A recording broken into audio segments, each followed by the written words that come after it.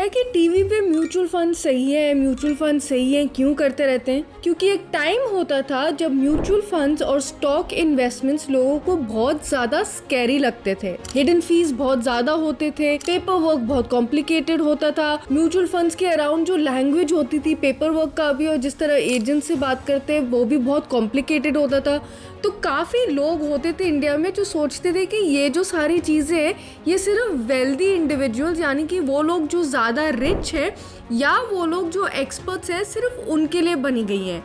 जो हम जैसे आम लोग हैं हम म्यूचुअल फंड में कैसे इन्वेस्ट कर सकते हैं? कट टू 2026 और म्यूचुअल फंड्स का जो सारा फ्रेमवर्क है वो पूरी तरह से बदल गया है।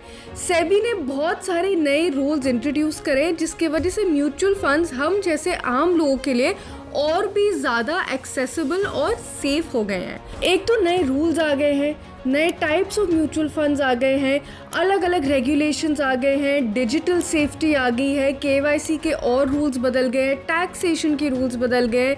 तो काफ़ी कुछ म्यूचुअल फंड्स की दुनिया में बदल चुका है और अगर आप इस साल अपना म्यूचुअल फंड इन्वेस्टमेंट स्टार्ट करना चाहते हो तो ये सब चीज़ें समझना बहुत ज़्यादा ज़रूरी है। तो यही हम इस वीडियो में डिस्कस करने वाले हैं। वेलकम बैक टू पैसा सीखो। मेरा नाम है Kajoli and let's start the video.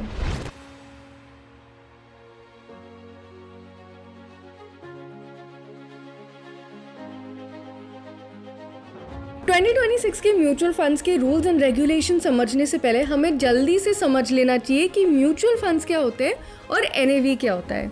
सबसे ज़्यादा सिंपल भाषा में म्यूचुअल फंड्स एक पूल ऑफ मनी होता है। मान के चलो आपके मोहल्ले में 1000 लोग हैं और उन 1000 लोगों को इन्वेस्टमेंट करना है, लेकिन स्टॉक्स की प्राइस इतनी हाई होती है कि उन लोगों के लिए स्टॉक खरीदना बिल्कुल नामुमकिन हो गया है।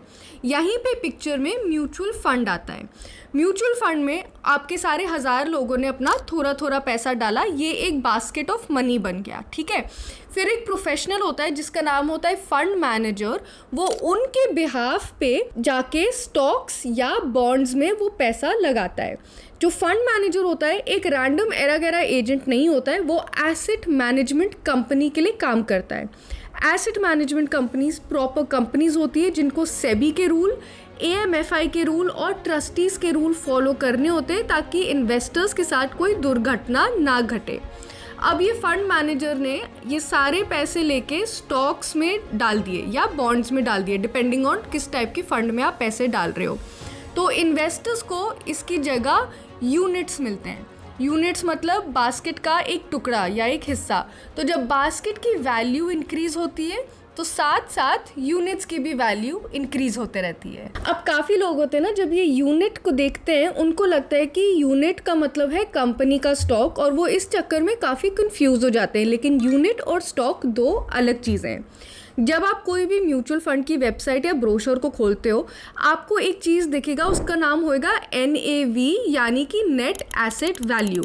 नेट एसेट वैल्यू का ये मतलब होता है कि एक यूनिट का प्राइस एक गिवन डे पे क्या है। तो मान लो आप कुछ म्यूचुअल फंड्स कंपेयर कर रहे हो, एक में आपने देखा कि NAV 45 रुपीज़ का है, दूसरे में आपने देखा कि NAV 300 रुपीज़ का है। अब सबसे कॉमन मिस्टेक जो नए इन्वेस्टर्स करते हैं वो ये होता है कि वो सोचते हैं कि अरे 45 रुपीज़ वाला तो सस्ता है तो मैं तो और यूनिट्स खरीद सकता हूँ। नहीं, यही है वो बात जो मैं कह रही थी कि ये स्टॉक प्राइस की तरह नहीं होता है, ये एक अलग चीज़ होती है। इसका ये मतलब है कि उसका वैल्यू क्या है। तो जिस म्यूचुअल फंड में दिखा रहे कि NAV 300 है तो उसका मतलब है कि एक यूनिट का वैल्यू हाई है, मतलब वो म्यूचुअल फंड अच्छे से परफॉर्म कर रहा है। लेकिन एक चीज़ समझना बहुत इम्पॉर्टेंट है, NAV जो है वो फ्यूचर में परफॉर्मेंस गारंटी नहीं करती है। तो सिर्फ NAV को देख के म्यूचुअल फंड कभी नहीं खरीदना चाहिए।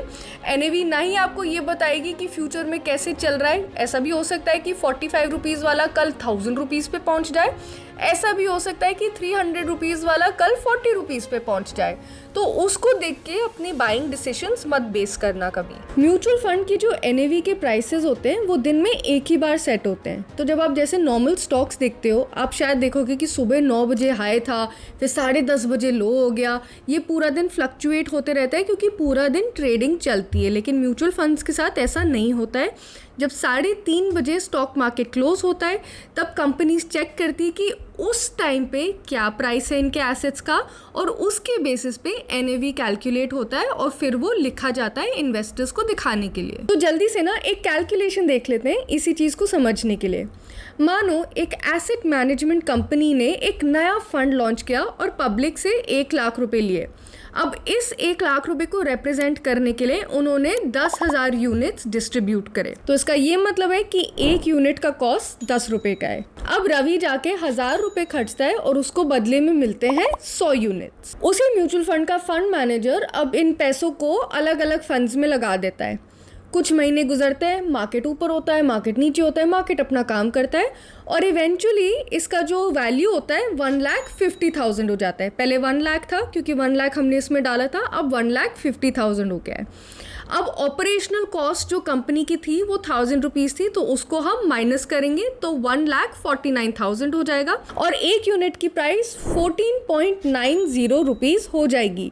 तो इसका ये मतलब है कि रवि जिसके पास 100 यूनिट्स है उसने 490 रुपीज़ का प्रॉफिट बनाया। तो इसी तरह म्यूचुअल फंड्स काम करते हैं। म्यूचुअल फंड्स में इन्वेस्ट करने के 2 मेन तरीके होते हैं, एक होता है रेगुलर प्लान, एक होता है डायरेक्ट प्लान। अब रेगुलर प्लान में क्या होता है कि आप एक फ़ंड मैनेजर के पास जाते हो, आप बोलते हो मुझे म्यूचुअल फंड में इन्वेस्ट करना है, मेरे को 10 साल या 20 साल के लिए अपने पैसे डालने, मेरे लाइफ के ये गोल्स हैं, अब आप मैनेज करो मेरे फ़ंड को। फ़ंड मैनेज करने के लिए ये जो बंदा है, ये जो फंड मैनेजर है, आपसे कमीशन लेता है हर महीने और वो कमीशन आपके जो फंड है उसका एक परसेंटेज होता है। ये कमीशन जब तक आपके पैसे म्यूचुअल फंड में है तब तक चलते रहेगा और ये कंपनी नहीं दे रही है, ये आपके प्रॉफिट्स में से ही आपके फंड मैनेजर को जा रहे हैं। तो ये हो गया आपका रेगुलर प्लान। डायरेक्ट प्लान में क्या होता है कि आप खुद एक म्यूचुअल फंड को खुद खरीदते हो अपनी रिसर्च करके। तो इसका मेन बेनिफिट बस यही होता है कि आपको ये कमीशन देना नहीं पड़ेगा। टिपिकली कमीशन 1 से लेके 1.5% की रेंज में होता है और पहले देखने में ये काफ़ी छोटा लगता है, पर ये मत भूलो कि कंपाउंडिंग नाम की भी चीज़ है। आपका फंड वैल्यू में इंक्रीज होते रहेगा और इवेंचुअली कमीशंस में आपका फंड मैनेजर आपसे लाखों रुपीस कमा सकता है। पर इसका ये मतलब नहीं है कि एक रेगुलर प्लान गलत चीज़ है। देखो, हर चीज़ में आपकी एक्सपर्टीज़ होना पॉसिबल नहीं है। अगर आप गलत जगह अपने पैसे लगाओगे और आपके पैसे डूबेंगे तो नुकसान आप ही का होगा। तो अल्टीमेटली आपको ये देखना है कि कमीशन के पैसे देना क्या आपके लिए वर्थ इट है कि नहीं। तो ये बिल्कुल ही एक इंडिविजुअल डिसीजन है, इसमें कोई राइट एंड रॉन्ग नहीं होता है। अगर आपको लग रहा है कि नहीं, मेरे को नहीं समझ आता है कि कौन सा फ़ंड चूज़ करना है, कितने पैसे कहाँ लगाने, तो प्लीज़ एक रेगुलर प्लान ही लो और एक एक्सपर्ट को आपका काम आपके लिए संभालने दो। लेकिन अगर आपको ये चीज़ें समझ आती हैं तो फिर डायरेक्ट प्लान ले लो और ये कमीशन के पैसे आप बचा सकते हो। अब बात करते हैं कि सेबी ने म्यूचुअल फंड्स को और अफोर्डेबल करने के लिए क्या बड़े बड़े चेंजेस इंट्रोड्यूस किए हैं। सबसे पहला है कि टोटल एक्सपेंस रेशियो अब खत्म हो गया है। पहले क्या होता था, टोटल एक्सपेंस रेशियो बेसिकली आपको एक नंबर के फॉर्म में दिखता था जब आप अपनी म्यूचुअल फंड्स को चेक कर रहे होते थे या खरीद रहे होते थे। अब इसके अंदर बहुत सारे हिडन फीस इंक्लूडेड होते थे। आपके फंड मैनेजर की सैलरी, उसके प्रॉफिट्स, कंपनी का ऑपरेशनल कॉस्ट, मार्केटिंग कॉस्ट उस फंड को चलाने के लिए, कंपनी को जो गवर्नमेंट को जो टैक्स देना होता था GST के रूप में या कोई और पुराने टैक्सेस, वो सब इसके अंदर हिडन होते थे और बेचारे इन्वेस्टर को ही सारे पैसे देने पड़ते थे। तो एक इन्वेस्टर के लिए ये थोड़ा मुश्किल हो जाता था समझना कि मेरे पैसे एग्जैक्टली कहाँ जा रहे हैं। अभी भी इन्वेस्टर को काफ़ी कुछ ये सब पे करना है, पर डिफरेंस ये है कि ये चीज़ें ट्रांसपेरेंट हो गई हैं ताकि आपको एग्जैक्टली समझ आ रहा है कि आपके सारे पैसे कहाँ जा रहे हैं। ऊपर से आपके पैसे कहाँ बच रहे हैं ये भी मैं आपको समझा देती हूँ। पहले क्या होता था ना कि ये जो फंड मैनेजर्स होते थे बहुत अग्रेसिवली ट्रेडिंग करते थे और फिर जो भी वो कमा रहे होते थे, जो भी उनका वो होता था, वो अपने फंड मैनेजर वाले फीस में टोटल एक्सपेंस रेशियो में सब कुछ ठूस देते थे और फिर आपको वो पैसे देने पड़ते थे। अब बेस एक्सपेंस रेशियो नाम की चीज़ इंट्रोड्यूस हो गई है जिसमें सिर्फ बेस एक्सपेंसेस लिखे हुए हैं और जो GST है, जो बाकी कॉस्ट्स है, वो आपको अलग अलग लाइंस में दिखेंगे ताकि कोई आपके साथ ऐसा घपला ही ना कर पाए। आपको ये बहुत आसान हो जाएगा चेक करना कि आप किस चीज़ के लिए कितने पैसे दे रहे हो। जब वो एक ही लाइन होता था तो फंड मैनेजर जब अपनी अग्रेसिव ट्रेडिंग करके अपनी फ़ीस को पंप अप कर देता था, और अगर आप पूछते थे कि ये क्या है, वो तो बहुत आसानी से कह सकते थे कि नहीं टैक्स बढ़ गया है, नहीं ऑपरेशनल कॉस्ट बढ़ गया है। अब ये सब करना और मुश्किल हो गया है उनके लिए। तो ये इन्वेस्टर्स को प्रोटेक्ट करने के लिए एक बहुत बड़ा इम्पॉर्टेंट रिफॉर्म है। सेकंड, एक बहुत बड़ी चीज़ जो अब आई है, ये सेबी ने एक नए टाइप ऑफ फंड्स इंट्रोड्यूस करे और उनका नाम है लाइफ साइकिल फंड्स। और ये उन इन्वेस्टर्स के लिए परफेक्ट है जिनको 15-20 साल में एक स्पेसिफिक गोल के लिए अपने पैसे बचाने हैं। तो इसके लिए ना हम रमेश का एग्जाम्पल लेंगे जो अपने रिटायरमेंट के लिए सेव कर रहा है। लाइफ साइकिल फंड्स के आने से पहले क्या होता था, पहले वो समझ लो। आपका पैसा म्यूचुअल फंड्स के थ्रू स्टॉक्स में घुसा हुआ है, ये मान के चलते हैं, ठीक है, और आप रिटायरमेंट के लिए अपने पैसे बचा के रख रहे हो। आपका फंड ग्रो हो रहा है, आपके अच्छे प्रॉफिट्स आ रहे हैं, आप बहुत खुश हो, और आपके रिटायरमेंट में सिर्फ 2 साल रहते हैं।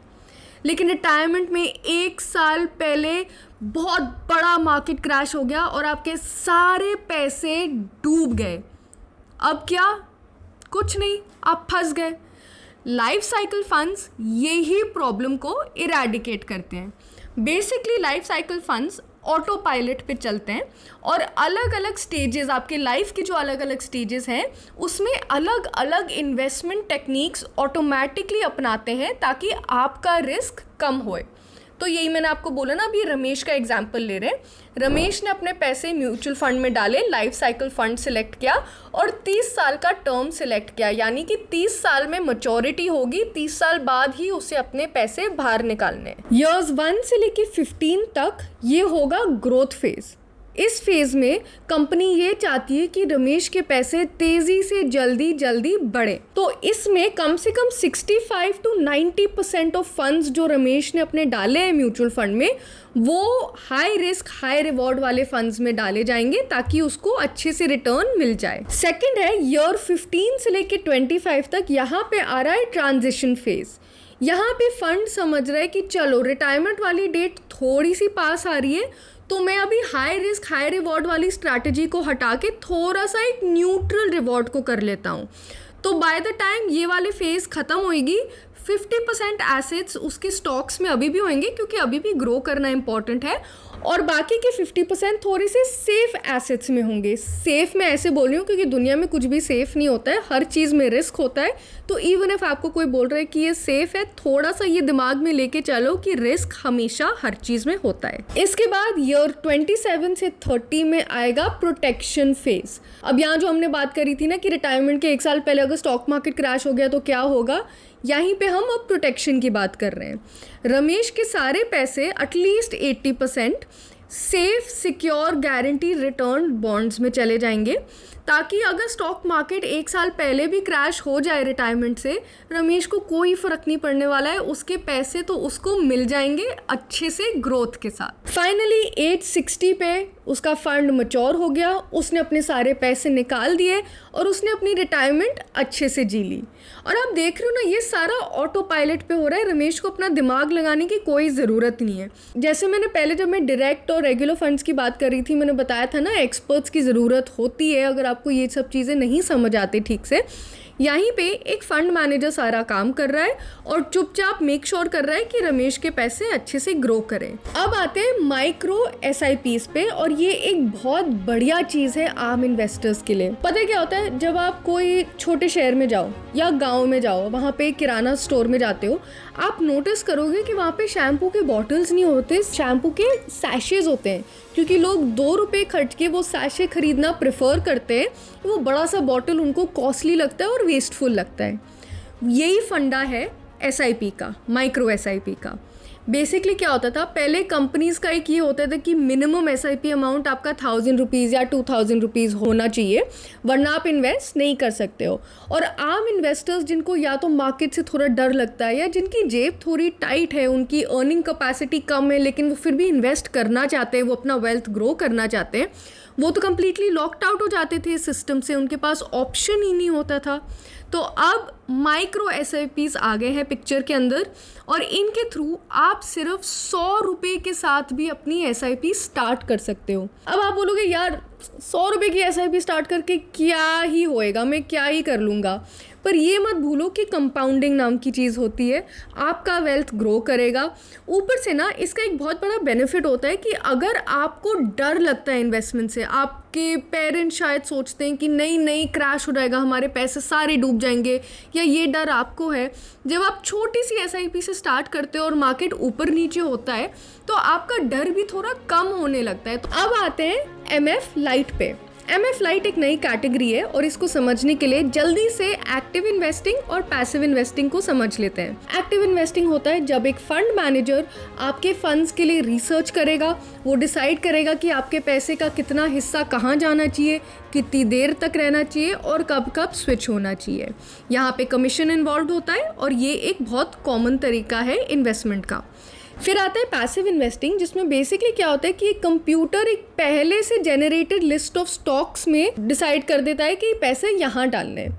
अब क्योंकि कंप्यूटर सारा काम कर रहा है, जिस तरह AI आज सारा काम कर रहा है, यहाँ पे एक्स्ट्रा कमीशन और एक्स्ट्रा पैसे देने की ज़रूरत नहीं होती है। और इसमें इन्वेस्ट करने के लिए लोग या तो ETFs यानी एक्सचेंज ट्रेडेड फंड्स में इन्वेस्ट करते हैं या इंडेक्स फंड्स में इन्वेस्ट करते हैं। अब MF लाइट एक नया रेगुलेटरी फ्रेमवर्क है जो सरकार ने निकाला है और बेसिकली वो ये कहता है कि इनके जो रूल्स हैं थोड़े से लैक्स होते हैं ताकि और कंपनीज ऐसे वाले म्यूचुअल फंड्स को बेच पाएँ। ये वाले कंपनी सिर्फ पैसिव इन्वेस्टमेंट वाले फंड्स को बेचते हैं और इस वजह से बाजार में कंपटीशन इंक्रीज होता है, फंड्स की एंट्री अमाउंट कम हो जाती है और इन्वेस्टर्स के लिए ये अच्छी बात होती है क्योंकि और लोग फिर इन्वेस्ट कर सकते हैं। तो अगर आप इन्वेस्टमेंट की दुनिया में घुस रहे हो और आपने ये टर्म कहीं देखा कि MF लाइट की कंपनी है ये, यहाँ पे MF लाइट ही चलते हैं, तो इसका बेसिक मतलब यही होता है, डरने की कोई बात नहीं है। ये पैसिव इन्वेस्टमेंट्स हैं, ये भी सेफ होते हैं, ये भी सेबी से ही रेगुलेटेड होते हैं, बस ये एक अलग टाइप की कैटेगरी है ताकि और लोग आराम से इन्वेस्ट कर पाए। अब 2026 में टैक्स रूल्स में भी काफ़ी चेंजेस आए हैं तो उसको भी समझना चाहिए, क्योंकि आपको ये जानना चाहिए कि जब आप अपने पैसे निकालोगे म्यूचुअल फंड से तो आपके कितने पैसे कटेंगे और क्यों। अभी सरकार का लॉजिक सिंपल है, वो चाहते हैं कि इन्वेस्टर्स अपने पैसे म्यूचुअल फंड्स और स्टॉक्स में ज़्यादा देर के लिए रखें क्योंकि ये इकोनॉमी के लिए अच्छा होता है और फ्रैंकली आपके लिए भी अच्छा है, क्योंकि जितनी देर आप रखोगे उतनी देर तक आपका पैसा कंपाउंड होगा, उतनी देर तक ग्रो होगा और उतने ज़्यादा आपके सेविंग्स होंगे। तो इसी चक्कर में जो short term Capitals gains tax है और long term Capitals gains tax है उसमें काफ़ी अंतर है। मान लो आपने म्यूचुअल फंड्स में पैसे डाले लेकिन आपने पैनिक कर लिया और 12 महीने से पहले उसको बाहर निकाल दिया। क्योंकि ये 12 महीने से पहले आपने निकाला है, इसको एक short term Capitals gains tax के स्लैब में डाला जाएगा और आपका 20% का टैक्स होगा इस पे। तो मानो आपने 50,000 रुपीज़ डाले, वो 60,000 तक राइज हुए, फिर आपने पैनिक किया कि मैं पैसे ना खो दूँ, तो आपका जो 10% का प्रॉफिट है आप उसके साथ बहुत खुश थे और आपने अपने पैसे निकाल दिए। इसका ये मतलब है कि 10% का जो 20% है यानी कि 2,000 रुपीज़ ये आपको गवर्नमेंट को देना पड़ेगा short term Capitals gains tax के रूप में।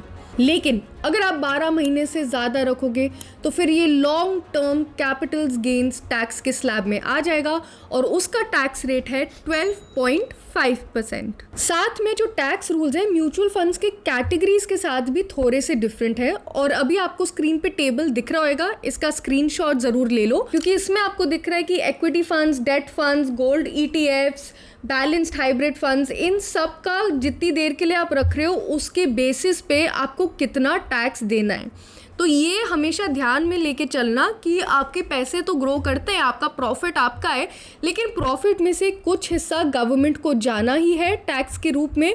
और जब आप अपने फ्यूचर गोल्स के लिए कैलकुलेट करते हो कि मेरे को X अमाउंट ऑफ मनी इस गोल के लिए चाहिए, तो टैक्स को कैलकुलेट करना मत भूलना, वरना बाद में आपको लगेगा कि अरे ये तो पैसे कम पड़ गए, ये तो मतलब क्या ही फ़ायदा हुआ इसका, है ना। तो ठीक से हमेशा कैलकुलेट करना ताकि बाद में कोई ख़राब सरप्राइजेस आपको ना मिल जाएं। अब इस वीडियो में हमने कवर कर लिया है कि म्यूचुअल फंड्स क्या होते हैं, NAV क्या होता है, म्यूचुअल फंड्स में इन्वेस्ट कैसे करते हैं, सरकार और सेबी ने क्या क्या नए नए रूल्स निकाले हैं 2026 में म्यूचुअल फंड्स को और सस्ता करने के लिए और आपकी लाइफ को और सिंपल करने के लिए। तो अगर आपके पास कोई क्वेश्चंस है इससे रिलेटेड तो कमेंट्स में ज़रूर डाल देना, या कोई डाउट्स है तो कमेंट्स में ज़रूर पूछ लेना। अगर आपको ये वीडियो थोड़ा सा भी हेल्पफुल लगा तो चैनल को सब्सक्राइब करना मत भूलना। इस वीडियो पे लाइक बटन है, उसको प्लीज़ दबा दो। इसे अपने दोस्तों के साथ शेयर करो ताकि वो भी म्यूचुअल फंड्स में इन्वेस्ट कर पाए। और अगर जैसे कि मैंने बोला कोई क्वेश्चंस है तो कमेंट्स में ज़रूर छोड़ देना। मिलते हैं आपसे अगले वीडियो में।